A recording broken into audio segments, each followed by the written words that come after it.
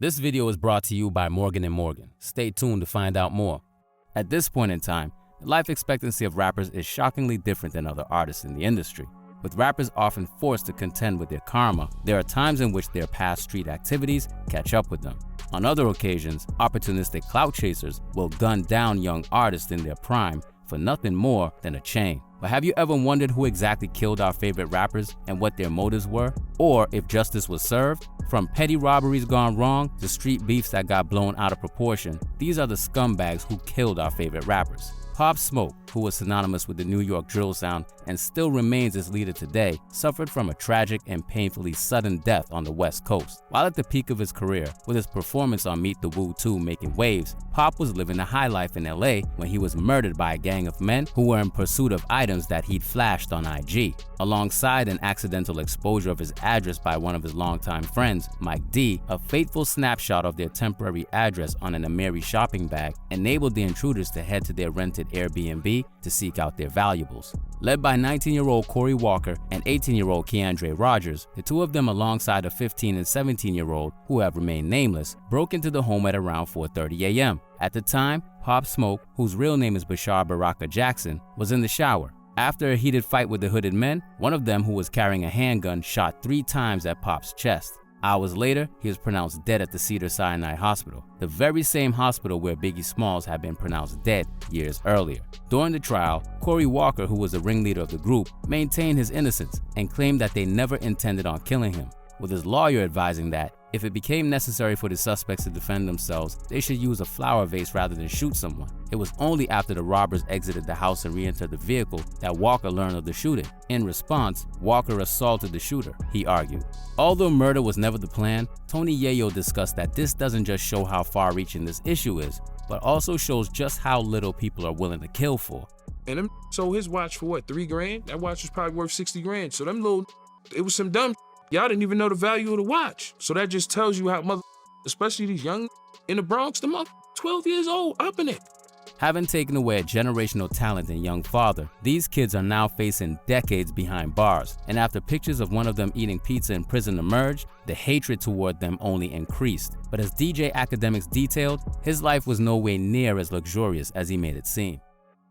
Did you know that on average, there are around 5 million car accidents every year in the US, and a lot of those accidents happen during the holiday season? Even worse, a lot of victims don't feel comfortable suing for damages because they're under the mistaken impression that they'd be suing the other driver, a regular human just like them. Injuries sustained in a car accident are just one of the things Morgan & Morgan can help you with. They're the largest injury law firm in America, and they're fully equipped to handle injuries of any nature that may entitle you to compensation. That includes car accidents, workplace injury, medical malpractice, and more. They have over 100 offices nationwide, 800 lawyers, and thousands of case staff. That means you don't just get a lawyer assigned to your case, you get a whole legal team ready to fight for your fair compensation. But don't feel bad for suing. When you sue for injury, you're not suing the middle-aged man who nodded off in the driver's seat. You're suing his insurance company, who are sitting on billions of dollars in profit every year. They're using every resource they have to avoid paying out because that's their job. So why shouldn't you do the same? The best part is, Morgan & Morgan only charges you a fee if you win the case. That's right, no matter how many hours of work they put in, if you lose, you pay them nothing. So if you've been injured, you can check out Morgan & Morgan. Their fee is free unless you win. For more information, go to forthepeople.com/HipHopMadness or dial #law, #529. With that said, let's get back to the video. This guy on your screen right now is the guy who is responsible for Pop Smoke's death. He's accused of killing Pop Smoke. He's currently awaiting trial, and people were upset that he had pizza. This is the that gets a lot of other young men to think that prison is cool because they see this mother taking this picture. But trust me, this ain't the life. He's sleeping on a twin bed. Look how small the bed is. Look like his feet hang off the bed. He been eating tofu, leftovers. People been spitting in it. And the highlight of his year is getting some cold Pizza Hut. If that was worth it, damn, I wouldn't say sign me up. I would say you're an idiot. Staying in Los Angeles, we have the man who claimed the life of a rapper and community leader in Nipsey Hussle. A former gangbanger turned activist who wanted to educate his people and lead by example, Nipsey was struck down in his prime by Eric Holder. Found guilty of first-degree murder, Eric has claimed that he was hired to kill Nipsey, while others say that it was Nipsey's allegations of Eric being a snitch that led to him ending his life. However, one eyewitness has come forward. Herman Cowboy Douglas, who is the manager of the Marathon store, said that this is also a misrepresentation of what went down. He was really looking for problems.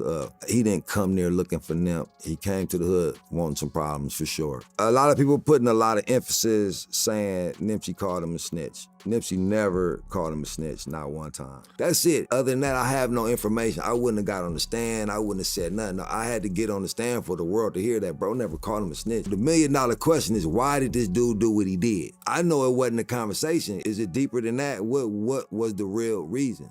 Characterized as an act of kindness that was misinterpreted as an insult, Eric killed a man in cold blood. In addition to his lengthy jail term, he's also receiving no shortage of punishment in prison, and was once beaten so badly that he couldn't even attend court. On the subject of ruthless murderers, we have the crew that killed Florida's xxxtentacion. A controversial figure during his short life, X's raw and honest music struck a chord with thousands as they used his struggles to understand their own.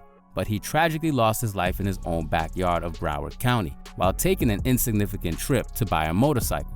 The killers were officially recognized as Michael Boatwright, Trayvon Newsome, and Dedrick Williams, while the fourth assailant, Robert Allen, pled guilty and has subsequently testified against his co-defendants. A crime which began with a visit to the Bank of America, xxxtentacion acquired the cash he needed and made his way to Riva Motorsports. But what he didn't know was that he was being followed by a black Dodge SUV, which contained his eventual killers. After being trailed to the motorsports dealership, X was leaving half an hour later when his car was blocked in. Afterwards, the duo of Williams and Boatwright grabbed X's Louis Vuitton bag, which contained his cash, and once the struggle seemingly died down, Boatwright shot X 6 times. Fortunately for those who wanted justice, these criminals weren't great at covering their tracks, and the entire crime was caught on camera and entered as evidence in their trial. Jase is there, unarmed, in the driver's seat, surprised by the two gunmen in this case. You'll hear how they start struggling with him, punching him, and that both of the gunmen at one point are trying to get his property from him. They're able to wrestle away from him the satchel that had the $50,000 in cash without any type of weapons or anything being used by the victim.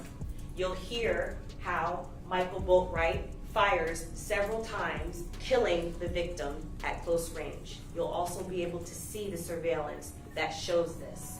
Later, the group even flashed the money from the robbery across social media, while CCTV footage showed Williams paying for $407 worth of clothes just one day after the robbery. On top of that, further images of the crew showing off X's hard-earned cash was also used in the trial.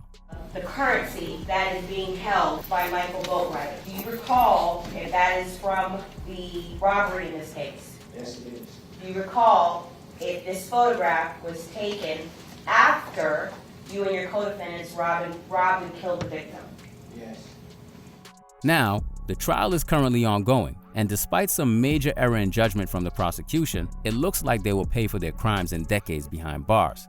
5 years after X's tragic killing in 2018, the culture is still dealing with his loss. While in the case of the next two victims, their passing is still so fresh that it'll be years until the fallout is over. First is the shocking murder of PNB Rock, who was subjected to a cruel end just as he was looking on changing his life around as an independent artist. PNB worked with everyone in the industry and had everything that he needed to revive his career, but a fateful trip to an LA branch of Roscoe's Chicken and Waffles would ultimately end his life. And to make matters worse, the crime was carried out by a father-son duo. As the dust settled, authorities revealed that Freddie Lee Trone, 40, and his 17-year-old son were each charged with 1 count of murder, 2 counts of second-degree robbery, and 1 count of conspiracy to commit robbery.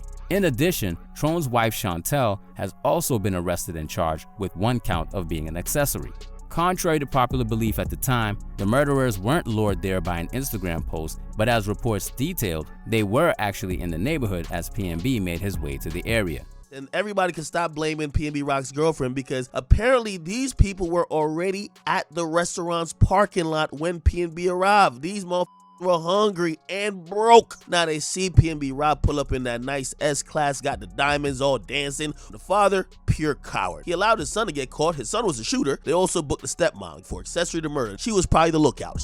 Where many of today's case studies were robberies gone wrong, the loss of Migos' Takeoff was as close to a freak accident as a rapper's death can get.